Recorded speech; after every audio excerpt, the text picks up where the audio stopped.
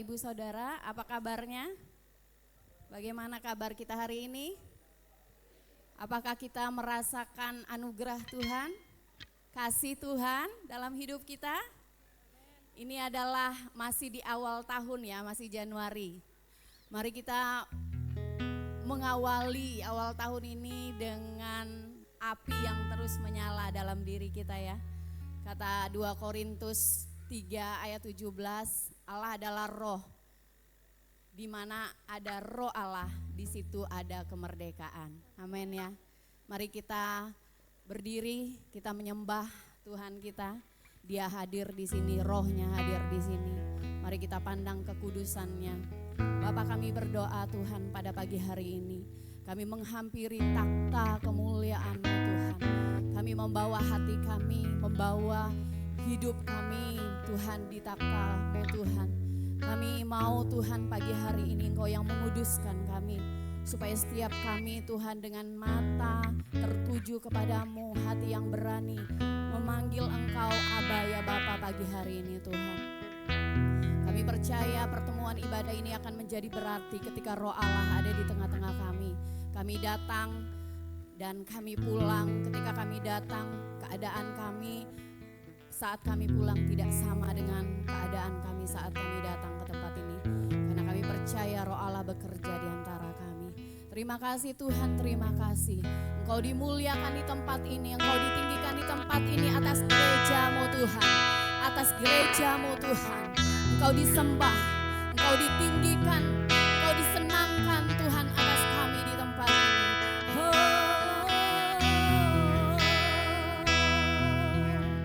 Kami datang menghampiri-Mu.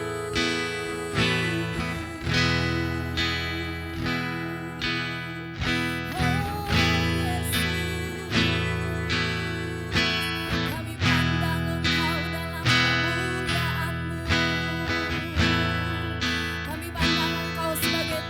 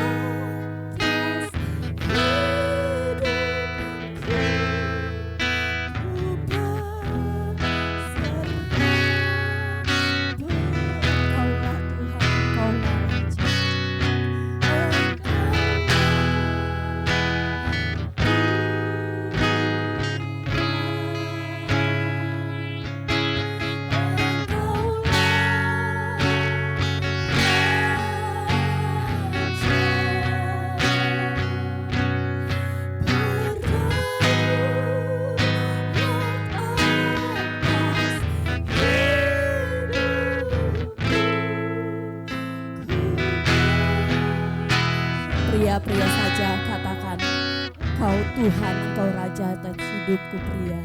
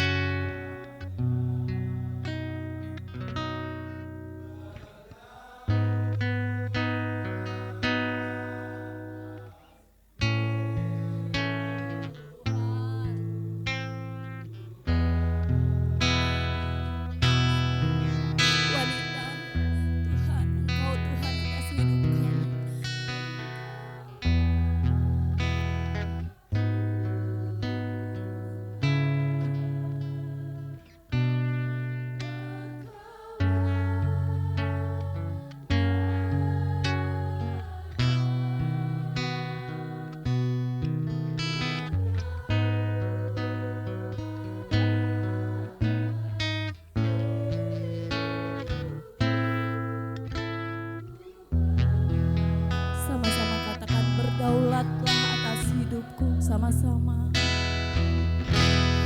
Berdaulat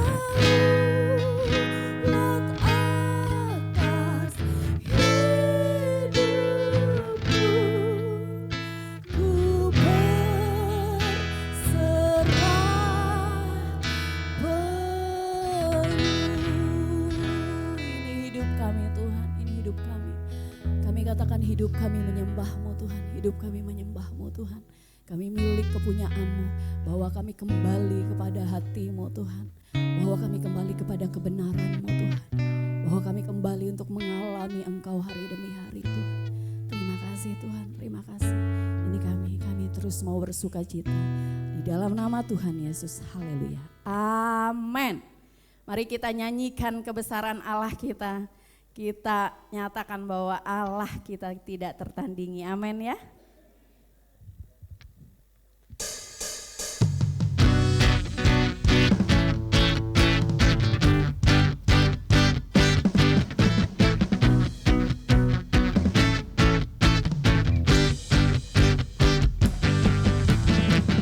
Pada siapa kau bandingkan perbuatannya yang heran?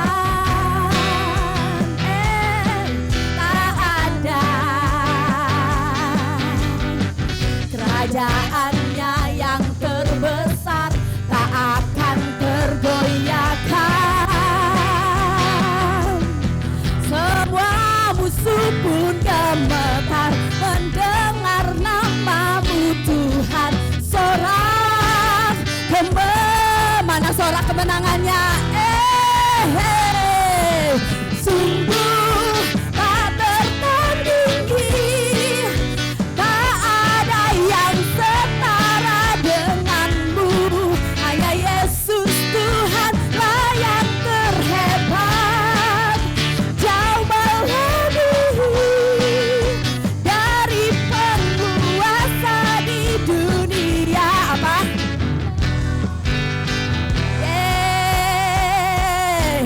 Jangan kita lupakan kebaikan Tuhan yang sudah kita lihat di hidup kita. Saksikan bahwa Dia Allah yang tidak tertandingi. Gak ada yang sama dengan Dia, amin. Lagi. Pada siapa kau bandingkan perbuatannya yang heran? Katakan, gak ada.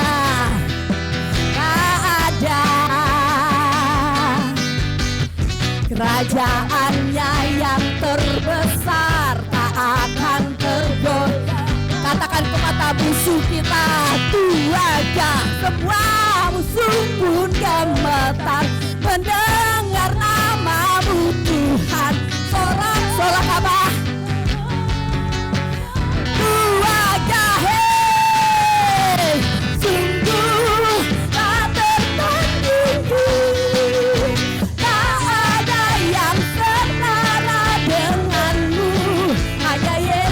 Tuhan yang terhebat, jauh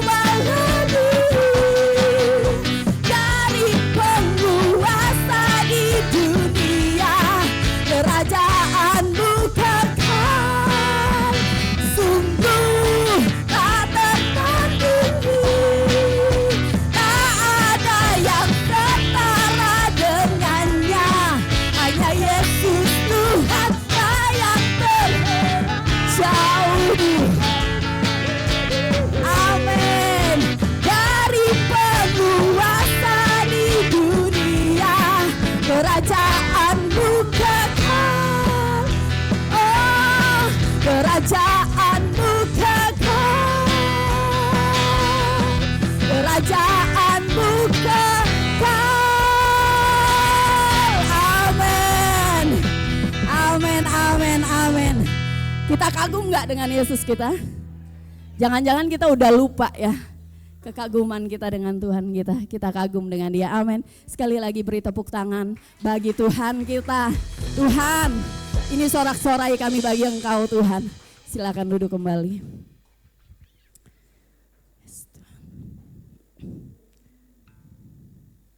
Mari kita persiapkan hati kita mendengarkan firman Tuhan.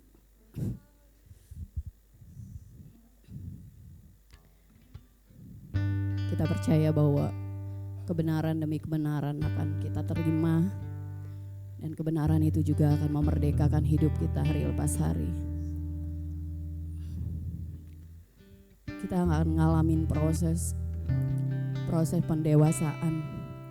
Kita akan ngalamin yang namanya dibawa untuk menjadi serupa dengan Kristus.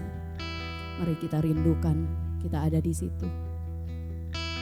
Kita rindukan kita mengalami pertumbuhan, kita mengalami pembaharuan pikiran. Dan yang hanya bisa mengerjakan itu adalah Roh Allah. Biar Allah basik Allah. Kami merindukan itu Tuhan. Kami haus dan lapar akan Engkau Tuhan. Kami haus dan lapar akan Engkau Yesus.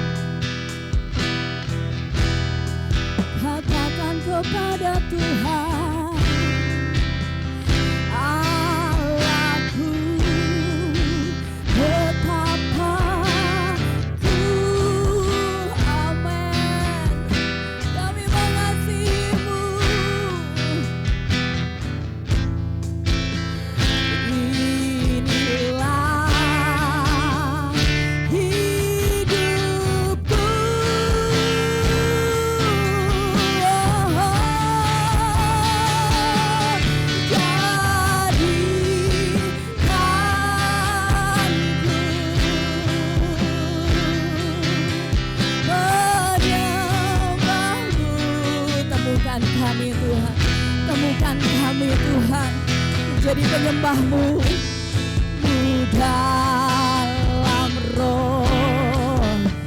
Oh, hidup kami penyembahan terhadap Tuhan. Oh, bawa kami Tuhan, bawa daku untuk lebih mengenalmu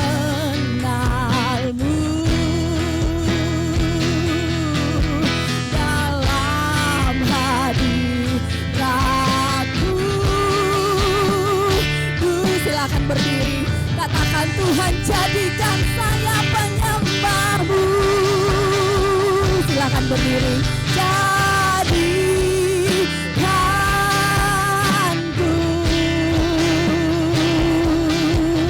penyembahmu Tuhan,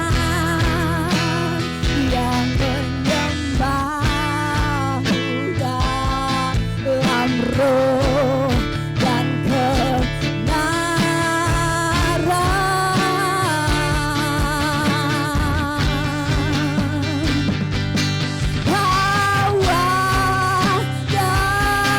dan setiap kami Tuhan untuk lebih mengenalmu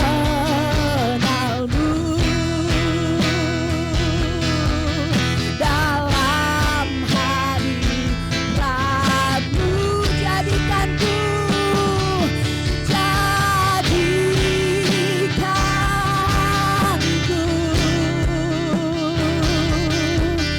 penyembahmu Tuhan,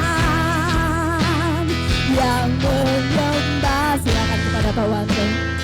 Alam roh dan kebenaran, bawa kami Tuhan, bawa daku untuk lebih mengenalmu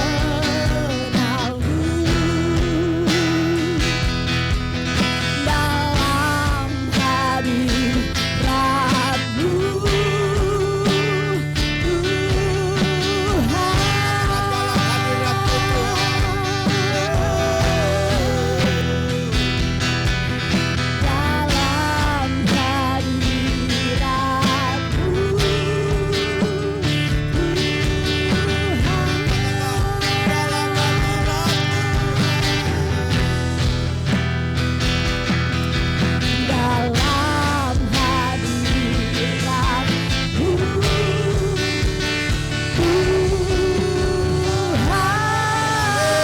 hadiratmu Tuhan, dalam hadiratmu Tuhan kami mengalami kemerdekaan Tuhan.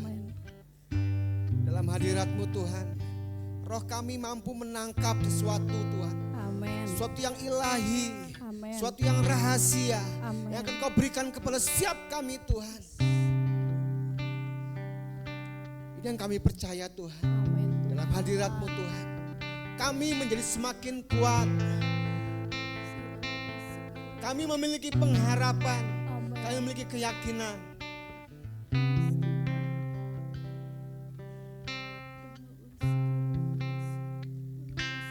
Betapa hebat Engkau Allah kami, betapa dahsyat Engkau Tuhan. Dan kami katakan kami kagum akan Engkau Tuhan, akan pribadimu, akan kasih setiamu dalam hidup kami. Haleluya, haleluya. Terima kasih Tuhan.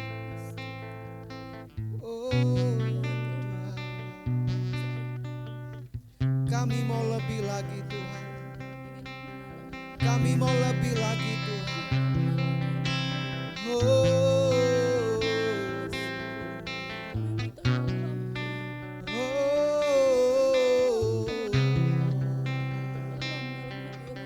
kami mau lebih lagi Tuhan. Oh, kami mau lebih lagi. Sampai roh kami Tuhan mampu menangkap Tuhan, mampu mendengar Tuhan, apa yang Kau katakan, apa yang Kau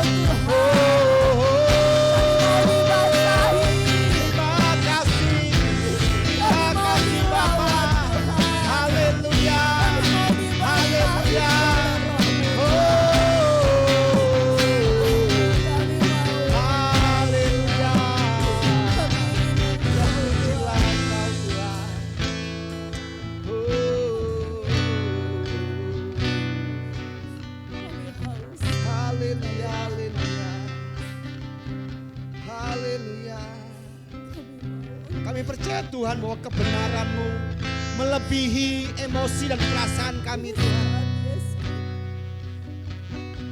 Dan kami mau katakan bahwa segala perasaan kami, emosi kami mau kami letakkan Tuhan. Biarlah kebenaran-Mu yang menguasai kami saat ini Tuhan. Sehingga kami mampu menangkap Tuhan apa yang Kau mau. Roh kami mampu menangkapnya Tuhan.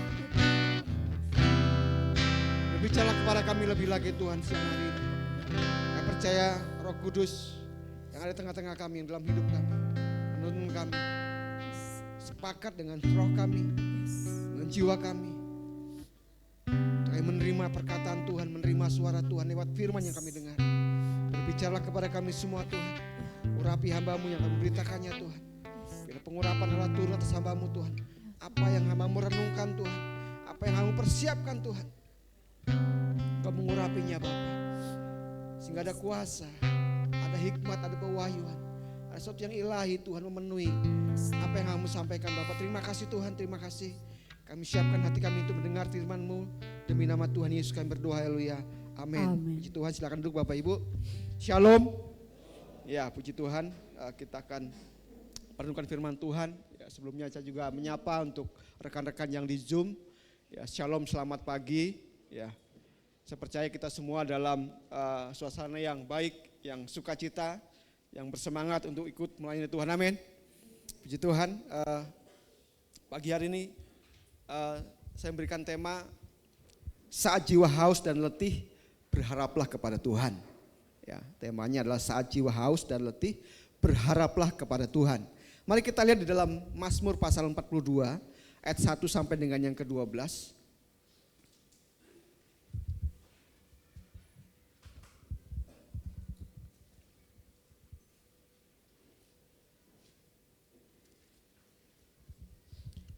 Karena agak panjang kita akan baca berganti-gantian. Ya.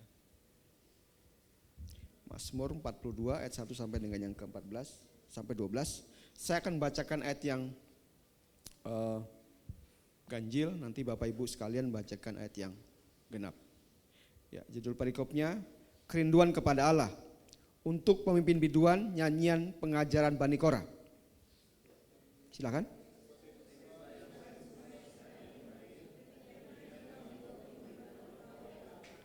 Jiwaku haus kepada Allah yang hidup. Bilakah aku boleh datang melihat Allah?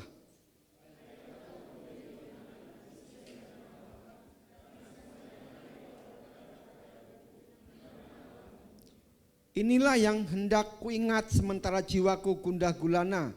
Bagaimana aku berjalan maju dalam kepadatan manusia, mendahului mereka melangkah ke rumah Allah dengan suara sorak-sorai dan nyanyian syukur dalam keramaian orang-orang yang mengadakan perayaan.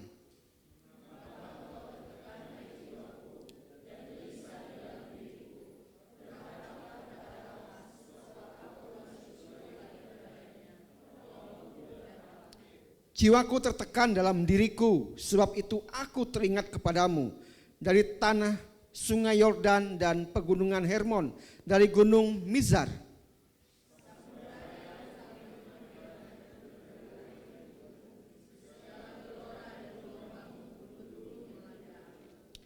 Tuhan memerintahkan kasih-Nya pada siang hari dan pada malam hari aku menyanyikan nyanyian suatu doa kepada Allah kehidupanku.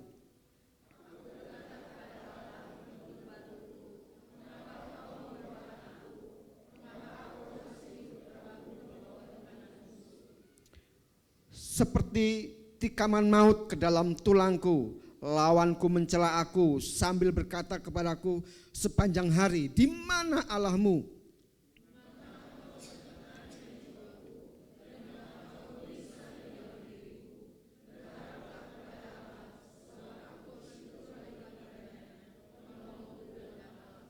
Puji Tuhan. Ya, saya percaya sebagian kita mungkin sudah tahu ya bahwa kitab Mazmur ini ditulis oleh Daud ya, Raja Daud ya, dari kitab Mazmur dari pasal pertama sampai 150 ya. Ya, jadi sebagian besar kitab Mazmur ini ditulis oleh Raja Daud ya.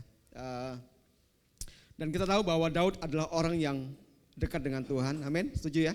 Daud orang yang bergaul karib dengan Tuhan, ya. Dan saya percaya bahwa ya Daud salah satu menjadi orang yang hatinya begitu luar biasa dengan Tuhan. Ya, tapi di pasal 42 ini kita melihat bagaimana seorang Daud yang kita lihat begitu dekat dengan Tuhan, orang yang karib dengan Tuhan, tapi mengalami hati yang gundah gulana, ya, mengalami sesuatu, artinya bahwa kondisi jiwanya dia mengalami yang namanya keletihan, dia mengalami yang namanya suasana batin yang bergejolak.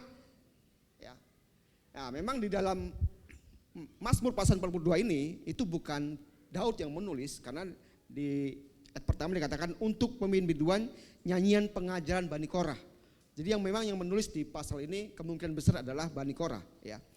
Dikatakan, dan di sini kita lihat bagaimana Bani Korah menggambarkan dengan jujur bagaimana kondisi, ya, kondisi Daud pada saat itu, ya. Ya, kita sudah baca tadi bagaimana kondisi Daud, ya. Kita lihat bagaimana Daud mengalami kondisi yang rohaninya sedang tidak baik-baik saja. Ya.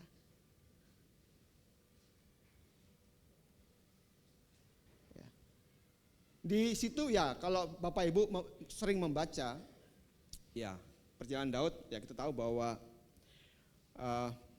banyak terjadi sesuatu dalam pemerintahan Daud gitu ya. Pada waktu itu bagaimana Daud mengalami yang namanya kudeta. Ya. Pernah baca ya? Pernah baca tentang Daud ini? Siapa yang mengudeta? Nah.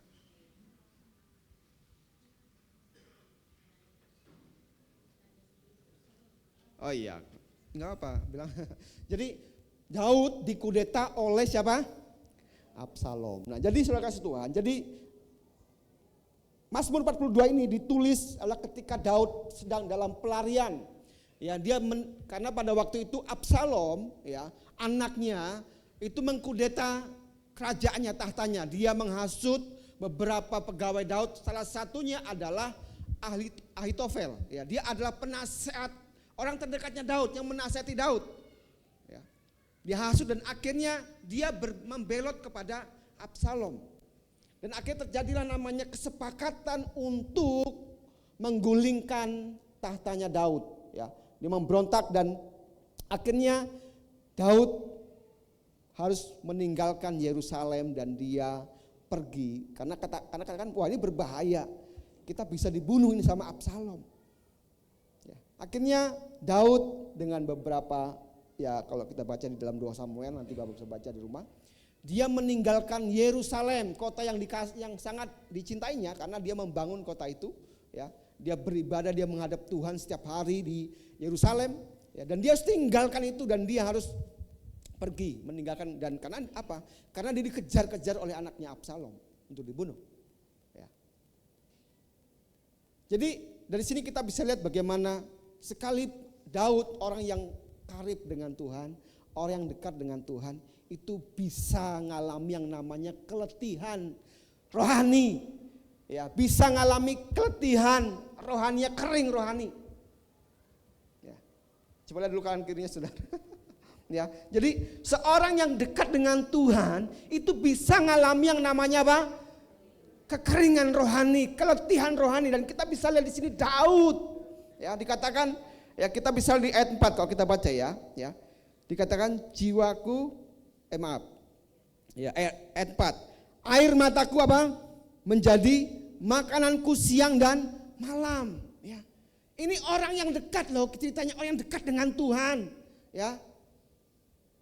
Bahkan di dalam Mazmur 20 ini dikatakan Tuhan diceritakan di situ, Tuhan bergaul karib dengan orang yang takut akan Dia dan perjanjiannya diberitahukannya kepada orang yang takut akan Tuhan itu. Artinya begitu dekatnya Daud dengan Tuhan. Tapi di pasal 42 ini kita melihat bagaimana sepertinya kok dia rapuh ya. Kenapa dia rapuh ya? Ya. Kalau kita lihat di sini di ayat yang pertama ya. kedua ya. Seperti rusa yang merindukan sungai yang berair, demikianlah jiwaku merindukan Engkau ya Allah. Jiwaku haus kepada Allah yang hidup. Baiklah aku boleh datang melihat Allah.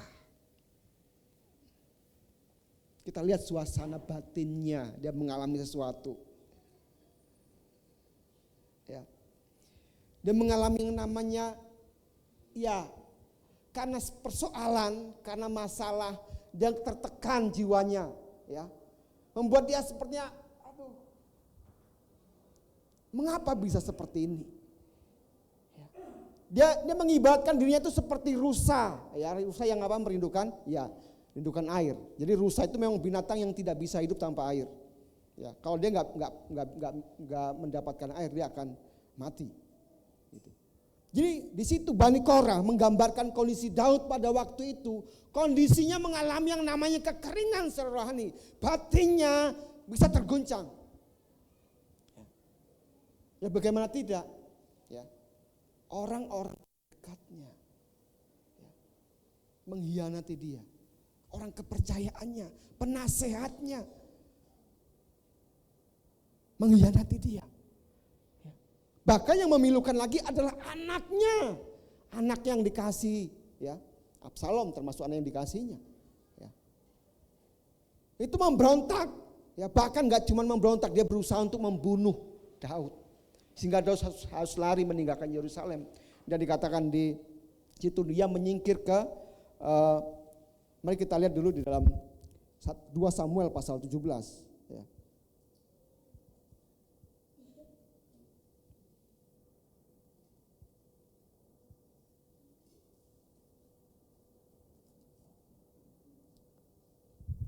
Ya. 2 Samuel pasal 17.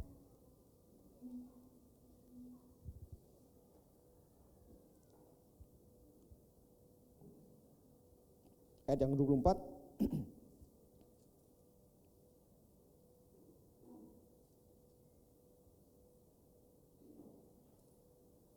Ya. Maka sampailah Daud ke Mahanaim ketika Absalom menyeberangi sungai Yordan dan dengan seluruh orang Israel yang menyertainya. Ya, perhatikan situ. Jadi Absalom mengejar Daud dengan hampir separuh tentara Israel. Ya. Dan dia berada di mana? Di kanan itu Mahanaim. Artinya dia meninggalkan Yerusalem. Dia harus pergi, dia harus mengungsi. Dia tinggalkan Yerusalem. Ya. Jadi dari sini kita bisa belajar dari Mazmur 42 ayat 1 sampai 12 ini kita bisa belajar berapa hal. Yang pertama, artinya bahwa seseorang yang mengenal Tuhan pun bisa yang namanya mengalami yang namanya keletihan secara jiwa, bisa mengalami yang namanya kekeringan rohani. Ya. Dan itu digambarkan oleh Bani Korah di ayat 2, ya, dikatakan seperti rusa yang merindukan air. Demikianlah jiwaku merindukan Engkau.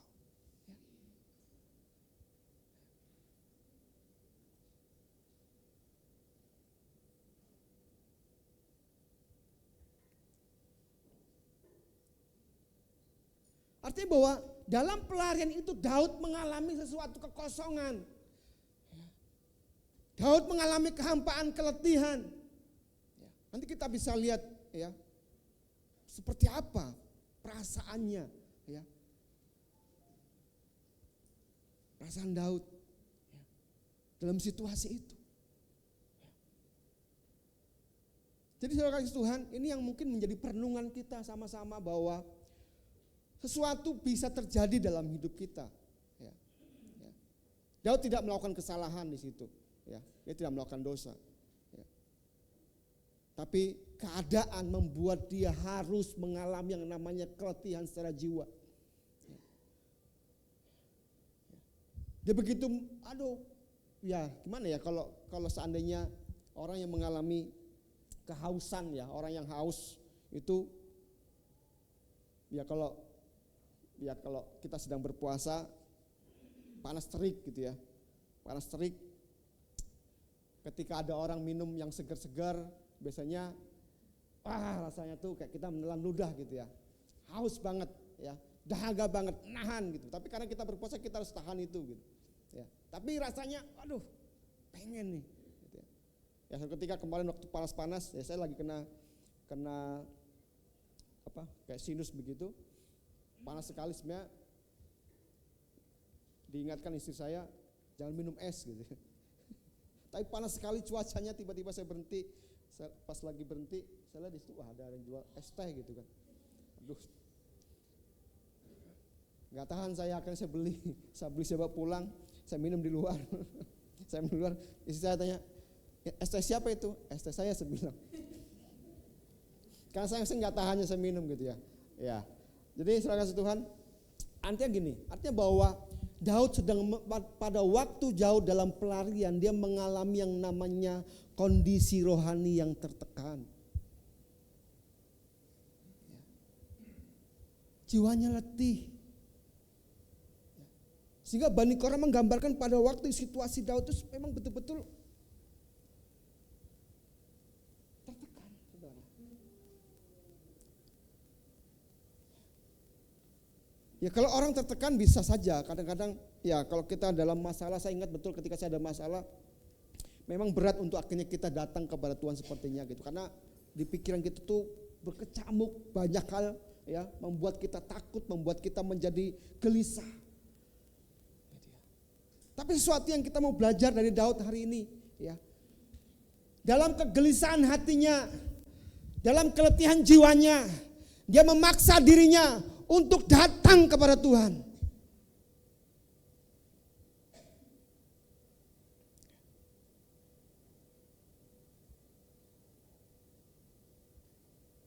Ya, Daud mungkin masih berpikir bergantung ya, karena bagi dia Yerusalem adalah tempat yang tempat orang untuk datang kepada Tuhan, ya. Sehingga dikatakan dia merindukan Tuhan ya. Jadi dia merindukan tempat untuk bagaimana dia bisa mencurahkan isi hatinya, dan dia biasa mencurahkan itu di Yerusalem, di bait suci yang dibangun. Tapi kali ini dia ada di padang gurun, ya. Dia ada di sungai Yordan, ya. Dia ada di lembah Bukit Hermon, dikatakan apa? Hermon ya. Ayat 8. Di sungai Yordan dan di pegunungan Hermon dikatakan. Jauh dari Yerusalem.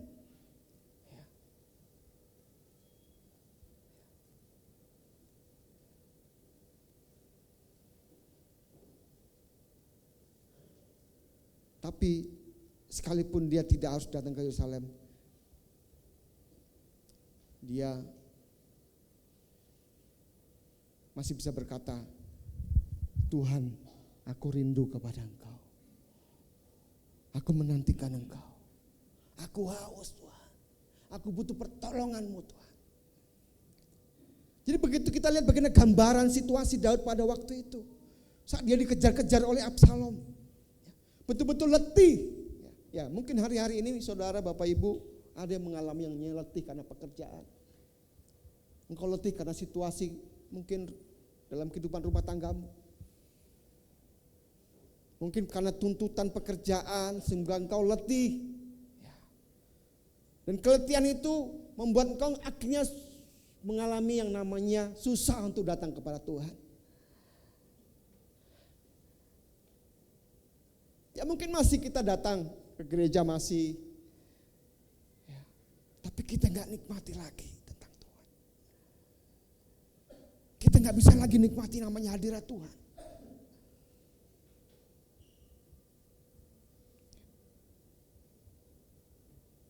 Itu situasi yang dialami Daud ketika dalam pelarian dari kejaran Absalom.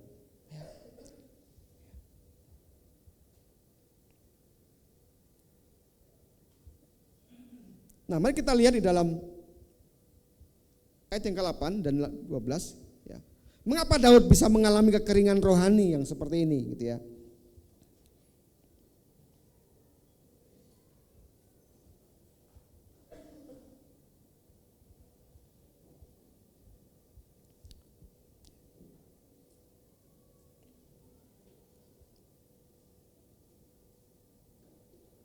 Ayat 7 ya saya bacakan. Jiwaku tertekan dalam diriku, sebab itu aku teringat kepadamu dari tanah sungai Yordan dan pegunungan Hermon, dari gunung Misar.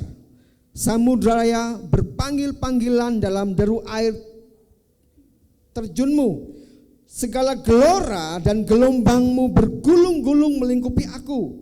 Tuhan memberitakan kasih setianya pada siang hari, dan pada malam hari aku menyanyikan nyanyian suatu doa kepada Allah kehidupanku. Aku berkata kepada Allah gunung batuku, mengapa engkau melupakan aku? Mengapa aku harus hidup berkabung di bawah impitan musuh?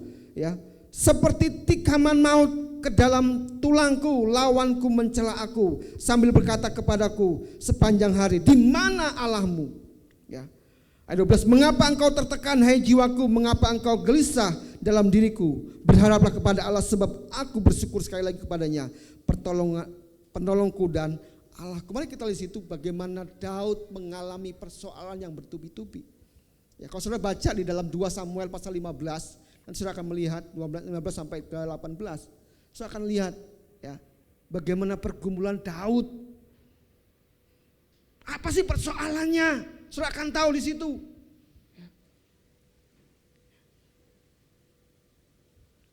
Artinya bahwa memang persoalannya begitu, ya bayangan nih, tadi saya katakan bahwa dia dikudeta ya, oleh anak sendiri. Ya. Ini dikudeta ya, bukan nggak dipercaya. Saudara bisa bayangin diri saudara sendiri ketika saudara, kita punya anak, tapi anak kita melawan kita. Anak kita nggak pernah mendengarkan kita. Cenderung anggaplah di rumah itu berkelahi terus, ribut terus gitu di rumah. Gimana suasana hati kita? Tapi ini Daud nggak cuma itu.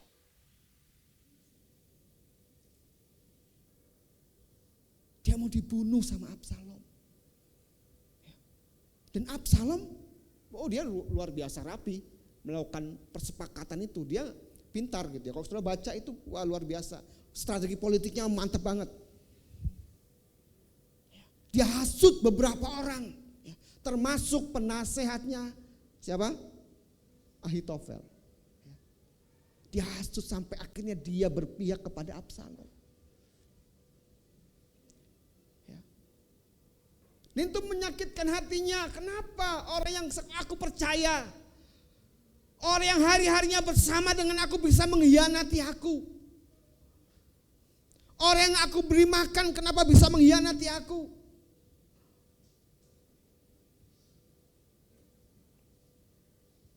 Sedih banget ya. Sedih banget ini. Gitu. Ya ketika saya merenungkan, waduh sedih banget memang. Ya kita ya dihianati dengan orang yang mungkin nggak terlalu dekat pun kita kadang-kadang bisa sedih. Ya. Apalagi ini orang terdekat yang mengkhianati. Kadang nggak masuk akal mungkin ya. Wah nggak masuk akal loh, aku baik banget sama dia. Aku hidup mati-matian sama dia. Dia nggak punya aku jagai ya, nggak punya aku kasih. Ya.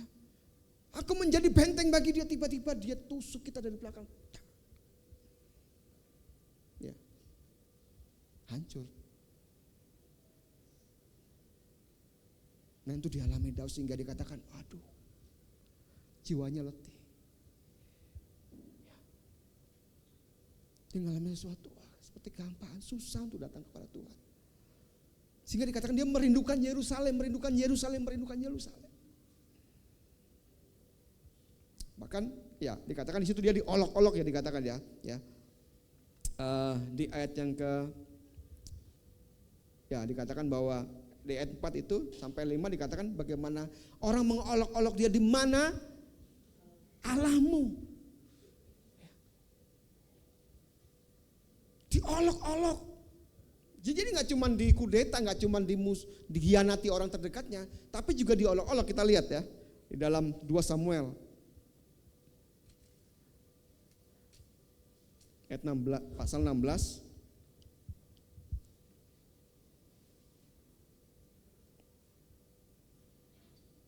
Ayat 5 sampai dengan yang ke 6. Ya, kita baca 5 dan 6 aja. Saya akan bacakan itu semua. Shimei mengutuki Daud. Ketika Raja Daud telah sampai ke Bahurim, keluarlah dari sana seorang dari kaum keluarga Saul, ia bernama Shimei bin Gera. Sambil mendekati raja, ia terus-menerus mengutuk Daud dan semua pegawai raja. Daud dilemparnya dengan batu, walaupun segenap tentara dan semua pahlawan berjalan dari kiri kanannya.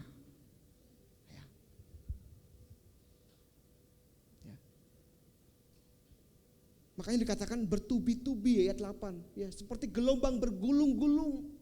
Masalahnya banyak banget, kompleks banget. Sehingga membuat jiwanya letih, membuat jiwanya sepertinya kosong, hampa. Mungkin ada di antara kita, Bapak Saudara kasih Tuhan, engkau sedang mengalami ini dalam fase ini. Engkau tertekan. Bahkan kau berpikir, aku apalagi yang harus aku lakukan? Ke gereja aku sudah, berdoa aku sudah. Tapi kenapa sampai aku belum mengalami apa-apa? Masalahku masih ada, persoalanku masih ada. Orang masih menekan-nekan aku. Orang masih menyalah-nyalahkan aku. Itu yang dialami Daud. Ya kalau dipikir kurang apa Daud ketika dia memimpin bangsa Israel.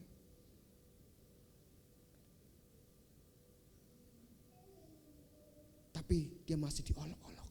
Di mana Allahmu? Diolok-olok dia.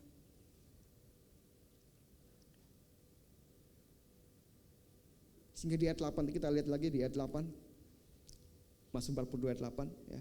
Samudra ya berpanggil-panggilan dengan deru air terjunmu. Segala gelora dan gelombangmu bergulung-gulung melingkupi aku.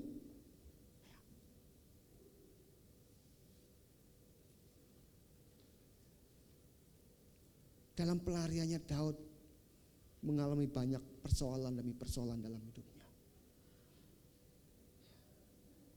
Dan itu membuat dia menjadi letih secara jiwa.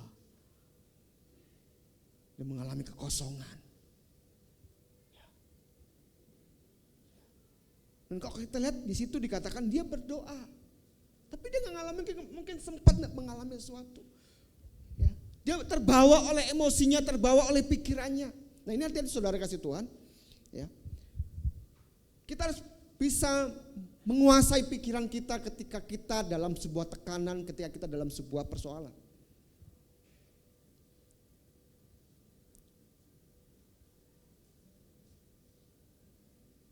Pikiran dan perasaan kita harus dikendalikan di bawah kebenaran itu firman Tuhan.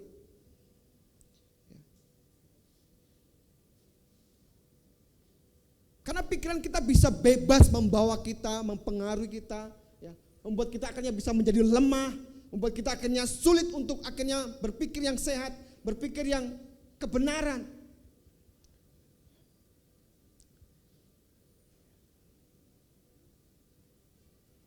Jadi itu yang dialami Daud gitu ya. Jadi bagaimana jiwanya begitu letih ya. Sehingga dia dalam keletihannya tapi dia terus mencari Tuhan sekalipun dia mungkin di mana Tuhan? Di mana Engkau Tuhan? Di mana Engkau Tuhan?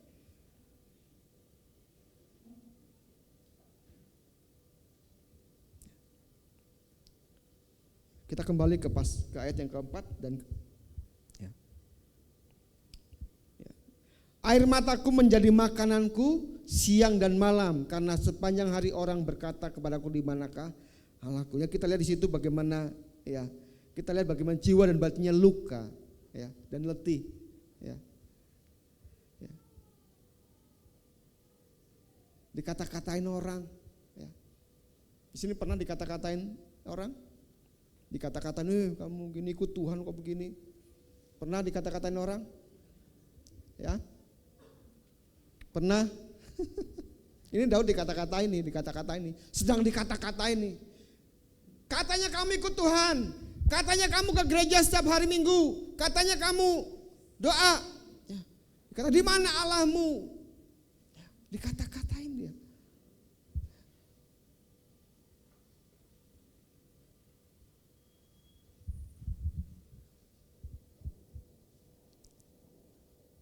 Ya, ini menjadi sesuatu yang menurut saya penting bagi kita semua, ya,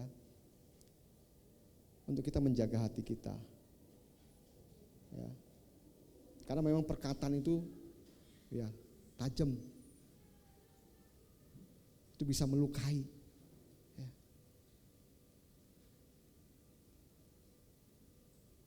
Lewat kata-kata itu bisa meruntuhkan orang, perkataan itu bisa meruntuhkan. Orang mungkin punya mimpi, tapi ketika ada perkataan-perkataan yang itu bisa menghancurkan mimpi seseorang.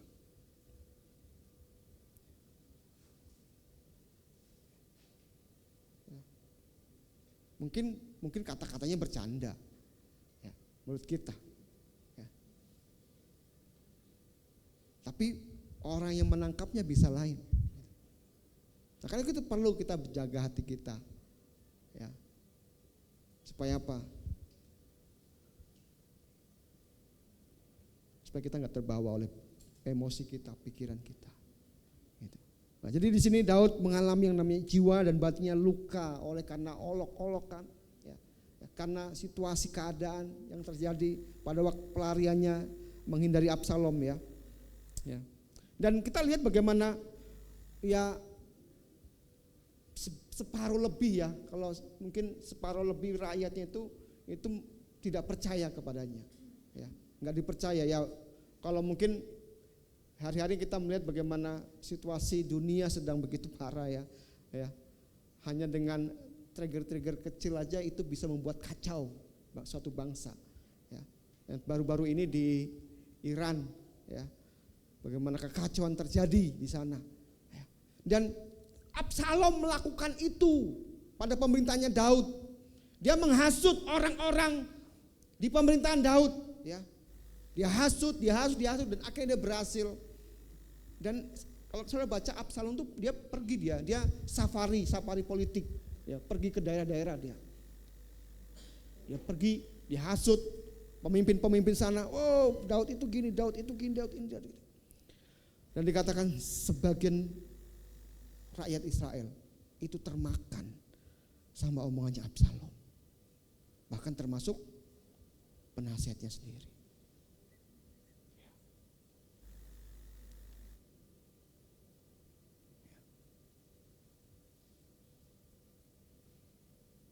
Dia dihianati, tidak dipercaya. Jadi kita perlu jaga hati kita, karena ketika hati kita luka, hati kita kecewa, ya, itu membuat kita menjadi kering kehidupan kita. Dan ketika kering, ketika kita tidak menjaga, ya, emosi kita, ya, maka kita akan yang ngalami yang namanya padang gurun, ya, sulit mengalami Tuhan. Kita terlalu terbawa perasaan kita, ya, karena entah karena tekanan, entah karena ketidakpercayaan orang kepada kita, ya. Nah, tapi kita mau belajar apa yang Daud lakukan, ya, apa yang Daud lakukan dalam situasi itu, ya. Mari kita lihat di dalam pasal yang kelima, ayat yang kelima, ya. Apa yang Daud lakukan dalam situasi keadaan rohani yang tidak baik-baik saja, ini apa yang dia lakukan? Ayat 5 dikatakan, kita baca sama-sama, 3, 2, 1. Inilah yang hendak ku ingat sementara jiwaku gundah gulana. Bagaimana aku berjalan maju dalam kepada manusia, mendahului mereka melangkah ke rumah Allah dengan sorak-sorai dan nyanyi syukur dalam keramaian orang yang mengadakan perayaan, ya. Ayat 6, mengapa engkau tertekan hai jiwaku dan gelisah di dalam diriku? Berharaplah kepada Allah sebab aku akan bersyukur lagi kepadanya, penolongku dan Allahku. Mari kita lihat situ bagaimana Daud kembali menguatkan dirinya, ya. Bahkan di ayat 6 katakan, mengapa engkau tertekan hai jiwaku dan gelisah dalam diriku, ya. Daud berbicara menegur jiwanya dalam kebenaran. Ini harus kita lakukan. ketika engkau tertekan, ketika engkau terjepit, ketika masalah menguasaimu, ya, berbicara kepada jiwamu, ya, tegur jiwamu dalam kebenaran. Ya, seketika, saya belajar melakukan ini gitu ya. Jadi ketika situasi sulit, ya, saya nggak tahu harus bicara kepada siapa, ya. Yang saya lakukan adalah saya meditasi gitu ya. Meditasi itu merenung, saya diam, saya nggak berbicara, saya diam. Saya hanya merenung, saya datang kepada Tuhan, saya coba tenangkan hati saya di depan Tuhan, saya diam, ya. Dan ketika saya mulai tenang, saya mulai diam, itu mengalir yang namanya hadirat Tuhan memimpin saya, dan saya mulai bisa akhirnya nyembah Tuhan, saya mulai akhirnya bisa bermazmur bagi Tuhan, saya mulai bisa berkata-kata, akhirnya keluar puji-pujian, keluar kata-kata yang meninggikan Tuhan, sehingga perasaan dan emosi saya tidak menguasai saya. Ini yang harus kita lakukan. Jadi kita harus berbicara, menegur jiwa kita. Ketika perasaan membawamu untuk aku nggak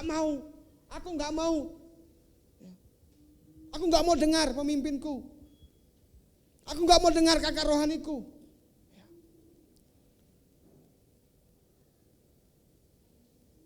Lakukan seperti Daud, dia berbicara dan menegur jiwanya. Ya. Dikatakan, mengapa engkau tertekan hai jiwaku dan gelisah dalam diriku? Berharaplah kepada Allah sebab aku bersyukur lagi kepadanya, penolongku dan Allahku.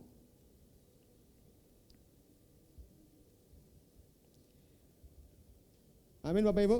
Percaya bahwa ketika engkau mulai menegur jiwamu, ketika engkau dalam tertekan, ya, dalam kegelisahan, ya, katakan kebenaran kepada jiwamu, ya, maka kebenaran itu akan menerangi hati kita, menerangi pikiran kita. Amin.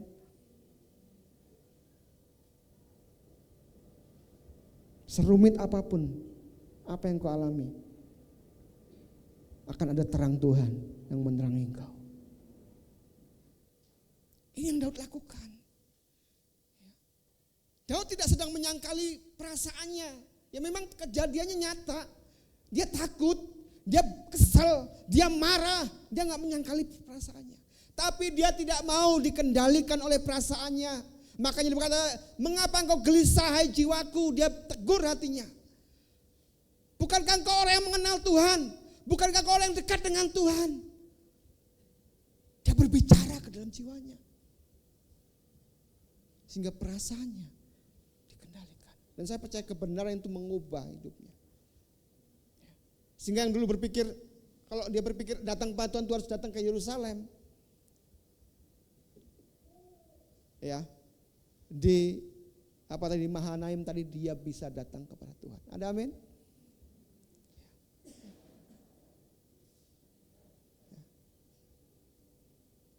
Jadi Daud menegur jiwanya.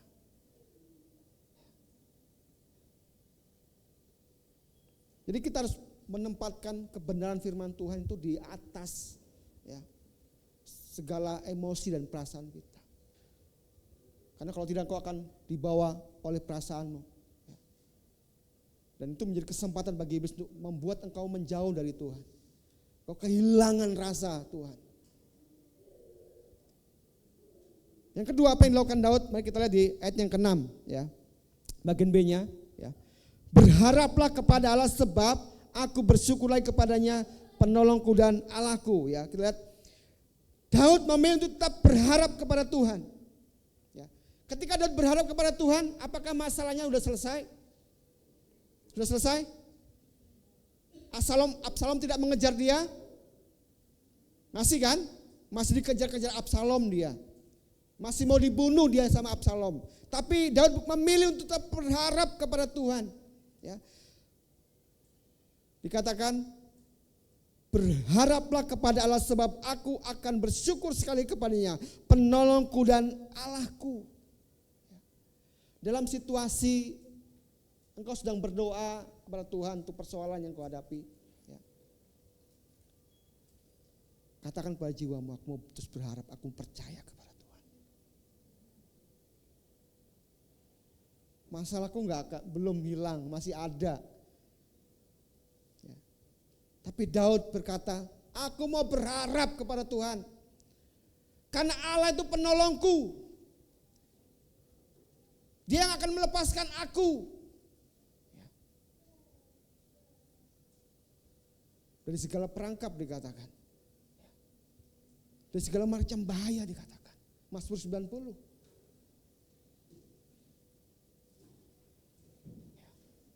Jadi ketika saudara dalam kondisi itu, ya, terus berharap kepada Tuhan. Kenapa? Karena ketika saudara berharap, maka saya percaya, ya, pengharapan adalah pintu masuk untuk jiwa dan batin saudara dipulihkan. Ada amin?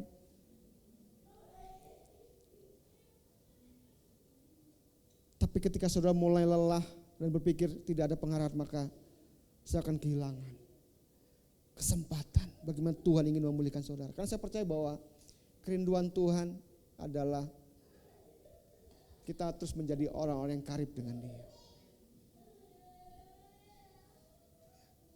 Jangan izinkan tekanan, jangan izinkan kekecewaan, jangan izinkan hal-hal yang membuat engkau jauh dari Tuhan untuk menguasai hidupmu. Kendalikan pikiranmu dengan kebenaran firman Tuhan. Terus katakan kepada jiwamu. Dan milikilah pengharapan kepada Tuhan. Karena pengharapan akan membuka pintu masuk pemulihan bagi jiwamu.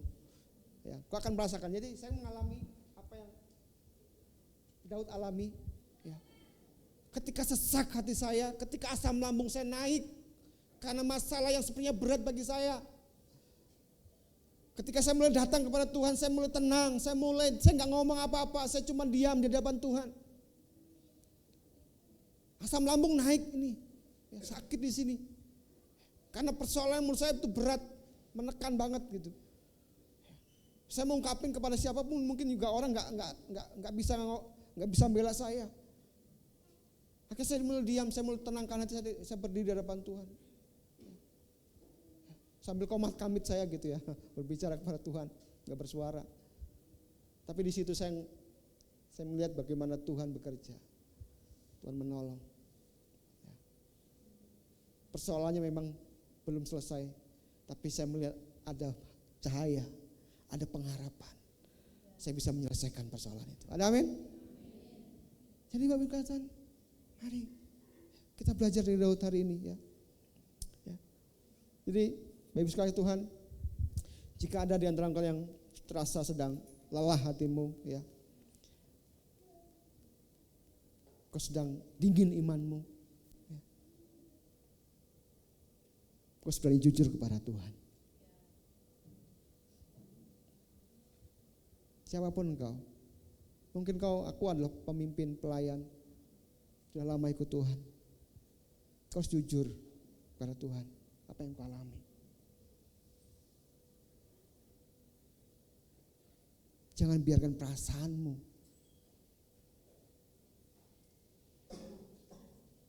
menipu kita. Kita belajar dari Daud, orang yang karib, yang dekat dengan Tuhan. Dia berani jujur. Ya, aku tertekan, aku gelisah, aku takut. Diakui itu.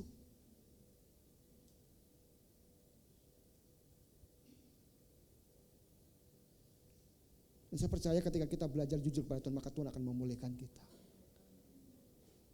Kita akan mengalami Tuhan lagi. Hidupmu gak hampa lagi. Hatimu gak kosong lagi.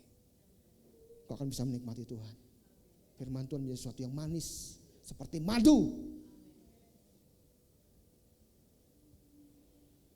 Menyegarkan jiwamu. Ada amin Bapak Ibu? Ya. Terakhir, janji Tuhan untuk kita, Matius 11 ayat 28.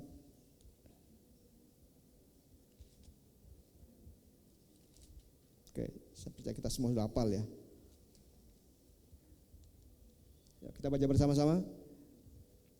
3, 2, 1. Marilah kepadaku semua yang letih lesu dan berat, aku akan berikan kelegaan kepadamu. Ini janji Tuhan untuk kita semua. Tuhan akan berikan kelegaan pada kita. Ketika kita jujur, ketika kita mengakui keadaan kita hari ini.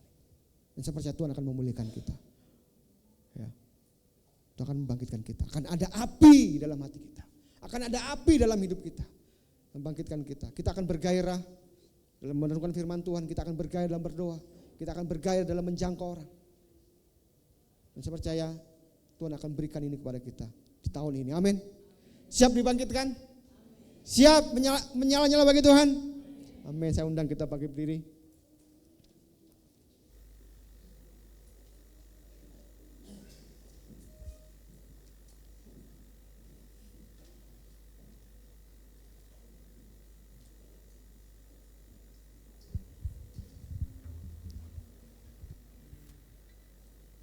Mari kita teduhkan hati kita di hadapan Tuhan. Musik dan singer akan menyanyikan lagu. Bapak Ibu bisa mendengarkan lagu ini dan merenungkannya.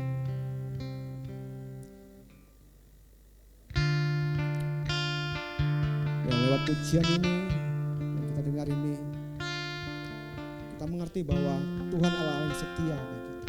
Apapun keadaanmu, kondisimu saat ini, Tuhan sanggup memulihkan kau.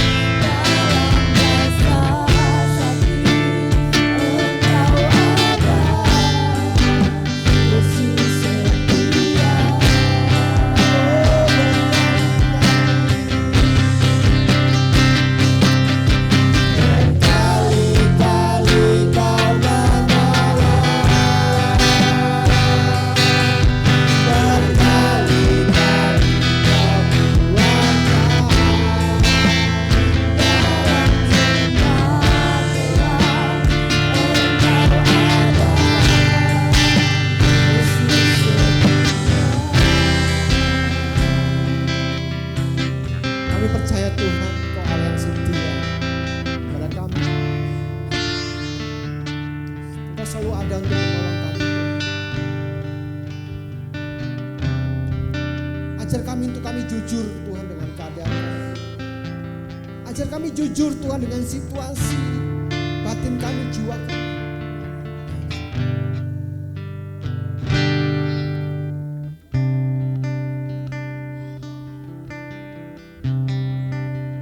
Engkaulah penolong kami, Engkaulah pengharapan kami. Saat hati kami sedang tidak baik-baik saja, saat situasi jiwa kami sedang tidak baik-baik saja, kami mau datang kepada Engkau, Tuhan.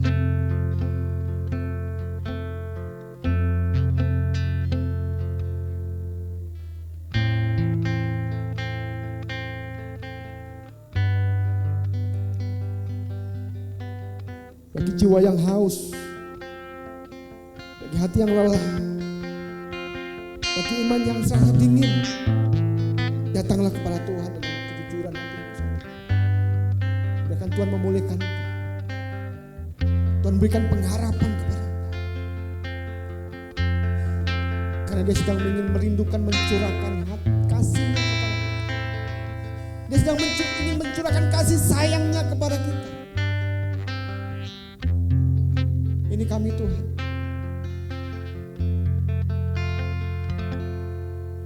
Kami mau Tuhan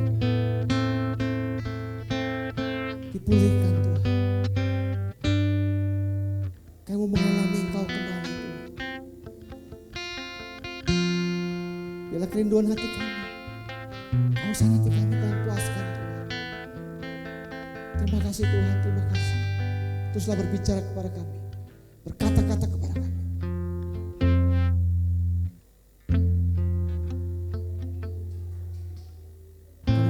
Itu Tuhan membangkitkan kami, mengubarkan kami. Kami kembali kepada rancangan dan tujuan yang semula dalam Tuhan kami. Terima kasih Bapa, terima kasih. Kami bersyukur.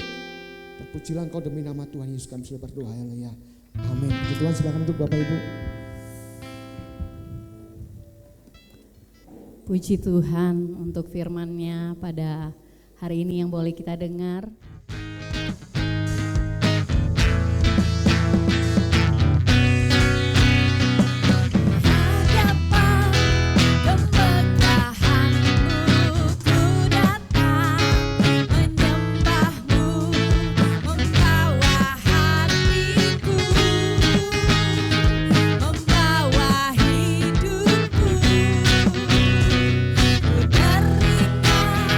Kasih setiamu